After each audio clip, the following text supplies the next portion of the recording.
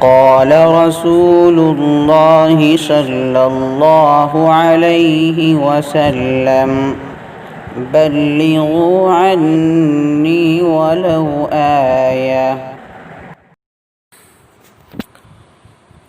عقیقہ کے فائدے۔ عقیقہ کرنے سے بچے سے بلائیں دور ہو جاتی ہیں، اور جب تک عقیقہ نہیں ہوتا ہے وہ اندیشوں میں گھرا رہتا ہے، اس کی نشو و نما موقوف رہتی ہے۔ حدیث پاک میں ہے الغلام مرتہن بعقیقتہ، کہ بچہ اپنے عقیقے میں گھرا رہتا ہے، محبوس رہتا ہے، یعنی کہ وہ مختلف قسم کے آفات میں مبتلا رہتا ہے۔